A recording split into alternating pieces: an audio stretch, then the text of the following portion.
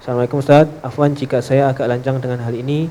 Namun keadaan umat sedunia yang semakin terzalimi dan eskalasi kota-kota garda terakhir di Syria sekarang, kiranya sudah waktunya kita mulai persatuan ulama peduli ummah. Semua NGO tentang Syam dan seluruh askar Indonesia kiranya kiranya sudah waktunya kita mulai persatuan ulama peduli ummah, semua NGO tentang Syam dan seluruh askar Indonesia. Jadi perlu ada persatuan di antara itu. Bagaimana tanggapan Ustaz? Ya, terima kasih atas pertanyaan dan kepeduliannya terhadap kondisi umat. Menanggapi yang barusan disampaikan, kalau persatuan yang secara spesifik temanya adalah bumi Palestina atau Baitul Maqdis, alhamdulillah kita sudah sempat mengadakan pertemuan NGO yang punya kepedulian tentang Palestina, dan kemudian kita menyepakati terbentuknya KIBBM, Koalisi Indonesia Bela Baitul Maqdis. Koalisi Indonesia Bela Baitul Maqdis. Dalam pertemuan tersebut disepakati, waktu itu ada sekian banyak NGO yang ada, dan kemudian waktu itu pas di bagian akhir sesi penetapan siapa ketuanya, muncul dua nama, Kiai Sobri Lubis dari FPI dan Ustadz Bakhtiar Nasir. Kemudian moderatornya Ustadz Zaitun Rasmid. Dan dari usulan yang ada akhirnya disepakati ketuanya Ustadz Bakhtiar Nasir. Agenda terdekatnya tanggal 22 Maret. Insya Allah tanggal 22 Maret ada agenda. Orang sering membahasnya tentang Isra Mi'raj. Isra Mi'raj kan sebetulnya punya hubungan erat dengan Masjidil Aqsa kan. Subhanalladzi asra bi 'abdihi lailam minal masjidil harami ilal masjidil aqsa alladzi barakna haulahu. Nah, di antara yang diberkahi orang yang berada di sekelilingnya, dan mudah-mudahan orang yang punya kepedulian terhadap Palestina juga diberkahi. Yang punya kepedulian terhadap Baitul Maqdis. Agendanya apa? Agendanya adalah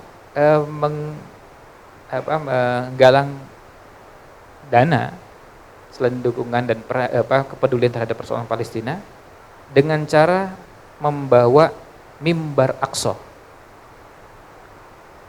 Mimbar Aqsa, jadi di Masjidil Aqsa kan ada mimbarnya yang terbuat dari kayu dan dirakit oleh beberapa orang, dan itu kan dibuatnya di Jepara. Dibuatnya di Jepara. Dan itu dibuat dari potongan-potongan kecil yang luar biasa banyaknya. Nah, yang membuat mimbar itu 3 bersaudara, diantaranya Mas Tholib dan 3 bersaudara, itu yang bikin, sekarang lagi ngerjakan. Ini mohon doanya, ini tahap finishing, sekarang lagi ngerjakan, dan mudah-mudahan mimbarnya, karena targetnya memang insya Allah selesai sebelum 22 Maret. Ukurannya lebih kecil mimbarnya. Ya, nah, dibuat dengan desain sama persis dengan mimbar yang ada di Masjidil Aqsa, bentuknya sama, ukurannya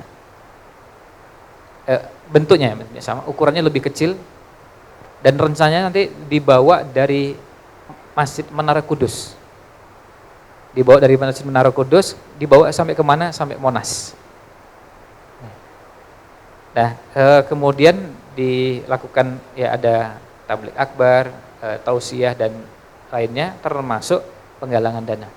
Kalau targetnya teman-teman di KIBBM, Koalisi Indonesia Bela Baitul Maqdis, mohon doanya dan mohon dukungannya juga. Nanti mudah-mudahan nanti kalau publikasinya sudah jadi, kami sampaikan. Ini kebetulan Anda masuk di panitianya dan Anda masuk dari pengurus KIBBM, jadi bisa cerita. Ya syukur pertanyaannya nyambung gitu ya. Kemudian ini mohon doanya, nanti targetnya sih penggalangan dananya kita targetkan dengan angka yang maksimal. Jadi targetnya bukan lagi M, tapi targetnya mudah-mudahan bisa terkumpul 1 triliun. Ya. Jadi memang ini tenanan gitu ya. Termasuk nanti mimbarnya ini kan akan dibuat beberapa mimbar yang lain, kemudian dilelang.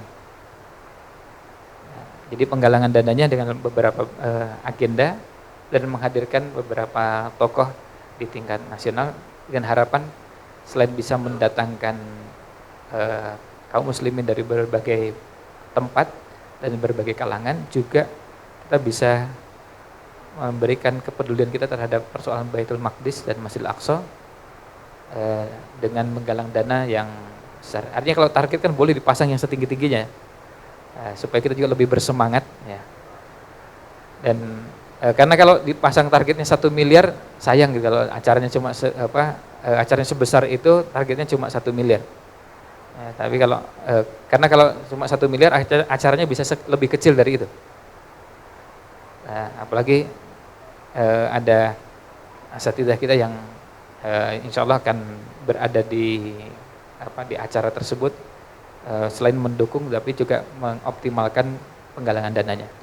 Nah, ditambah lagi sekarang ini karena momentumnya juga, jadi ini sebetulnya rencana ini sebelum ada rencana proposal yang dibuat oleh Trump ya, dengan Deal of Century atau dalam bahasa Arabnya Safqatul Qarn. Nah, kampanye ini dan Trump sudah menyatakan dengan tegas upayanya untuk, kalau bahasa yang sering kita gunakan ini kan namanya menjual ya.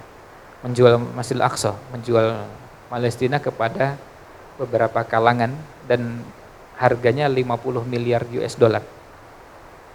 Nah, sudah dijawab oleh salah seorang anggota parlemen Kuwait dengan mengatakan pada Trump, kalau Anda hendak membeli Masjidil Aqsa dengan 50 miliar US dollar, kemudian minta warga Palestina yang di sekitar Masjidil Aqsa dipindah ke kawasan baru, dan biaya tadi untuk biaya ya antaranya untuk pemindahan tadi.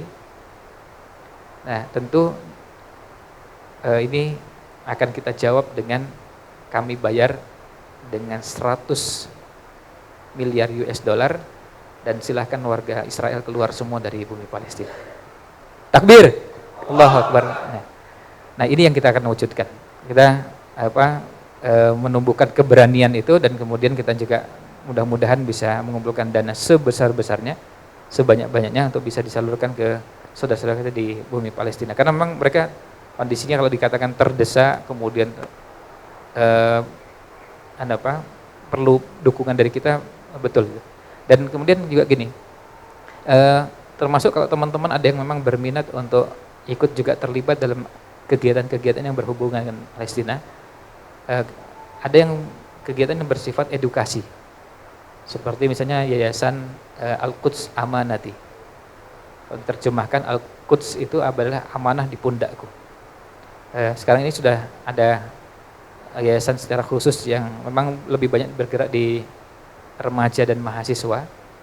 Fokusnya adalah lebih pada edukasi tentang Palestina, tentang Masjidil Aqsa, tentang Baitul Maqdis, tentang ulama-ulama dan seterusnya yang ada di sana.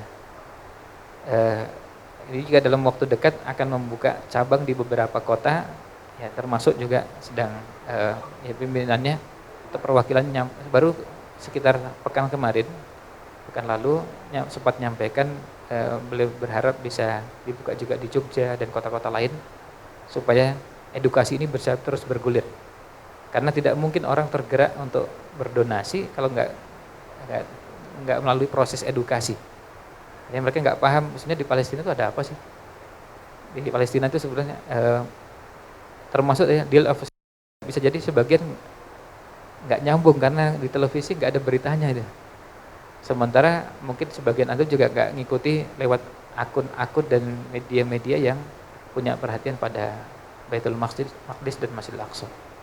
Nah, itu mungkin yang terdekat. Nanti insya Allah tentu kita akan sampaikan juga lewat beberapa jejaring yang ada untuk agenda tanggal 22 Maret. Dan termasuk video Mas Tholib dengan dua saudaranya yang sedang mengerjakan mimbar Aqsa ini juga sudah sempat dibuat secara singkat, sekedar orang bisa membayangkan mimbar Masjidil Aqsa itu kayak apa gitu.